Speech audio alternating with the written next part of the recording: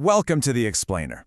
You know, when we think about the American Revolution, we usually picture grand ideals, liberty, representation, guys in wigs, drafting documents.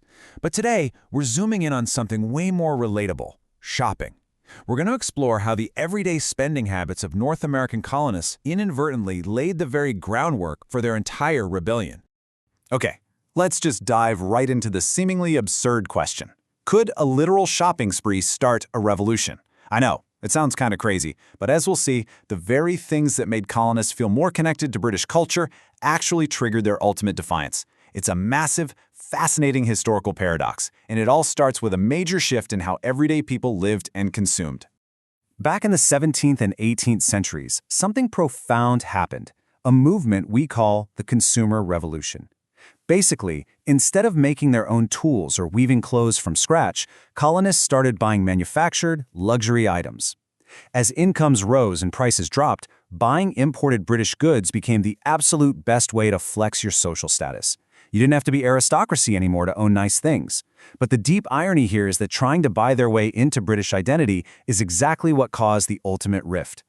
This absolute explosion in consumer demand completely transformed colonial port cities. Take Boston, for example. By 1775, 1 in 20 colonists lived in these bustling, dynamic hubs. But they were intensely unequal. Right at the top, you had merchant elites running global trade. And working right alongside them were the laboring classes, which included free working people and enslaved men and women forced into domestic and maritime roles. Everyone living and working side by side. Just listen to how vividly a young John Adams captures the sheer glittering luxury that successful businessmen were flaunting in these cities.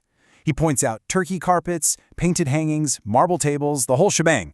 Middle-class and wealthy colonists were actively, deliberately mimicking aristocratic London trends, essentially playing the lords and ladies of their own local communities. But here is the major roadblock. How exactly do you go on a massive luxury shopping spree when you literally don't have any money? When settlers first arrived in North America, they brought very little actual British currency with them. To make matters worse, there were no precious metals to mine, and they had zero authority from the crown to mint their own official coins. So they desperately wanted British goods, but they had absolutely no British cash to pay for them. To solve this giant currency conundrum, the colonists had to improvise. In the early 1600s, it was mostly barter. By the 1640s, places like Virginia were using tobacco as commodity money. But let's be real, rolling a giant barrel of tobacco to the store to buy a teapot gets old pretty fast. So they moved to warehouse notes. And eventually, places like Massachusetts started issuing paper bills of credit. The problem?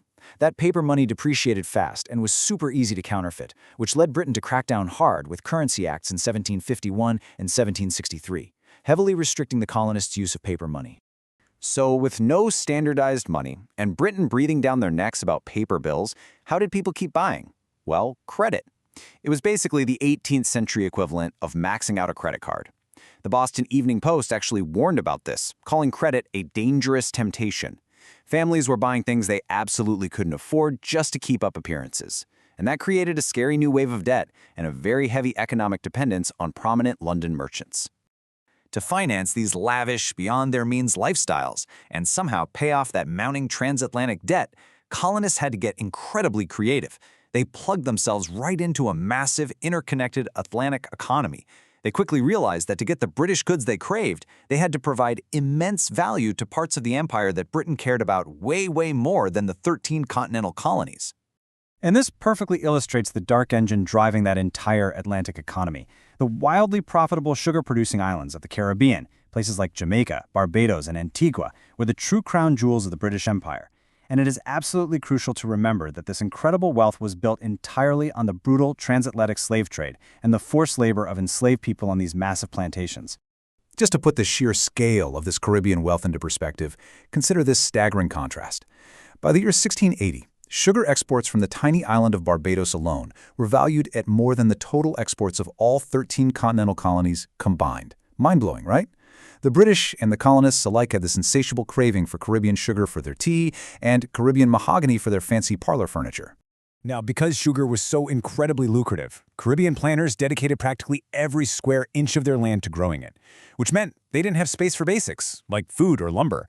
And that's exactly where the 13 colonies stepped in. North American colonists literally fed and built the infrastructure of the Caribbean. When Barbados deforested its island for sugar, New England merchants shipped them prefabricated house frames. The continental colonies supplied the surplus food, the horses, and the cattle that kept those massive sugar operations running. Obviously, this trade web generated a ridiculous amount of wealth, and Great Britain wanted to make sure they were the ones reaping all the rewards. To keep the profits safely in the mother country, Parliament imposed strict taxes on trade, known as the Navigation Acts. These regulations tightly intertwined colonial consumption with imperial politics, basically forcing the colonists to trade strictly within the British system. So what did the colonists do? Desperate for goods, they simply bypassed the rules. Smuggling became a way of life. Before 1763, Britain found it way too expensive to actually enforce these acts anyway. Customs officials were super easy to bribe, and colonists routinely traded with foreign nations and pirates. In fact, British officials estimated that a staggering 700,000 pounds worth of illicit goods were smuggled into the American colonies every single year. 700,000 pounds, just to satisfy that consumer demand. But eventually, this massive web of smuggling reached a breaking point. After 1763, Britain decided the free ride was over and it was time to collect. They rolled out a series of breaking point taxes, the Sugar Act, the Stamp Act, and the Townshend Acts. And look at what they're targeting: sugar, paper, lead, glass, and tea.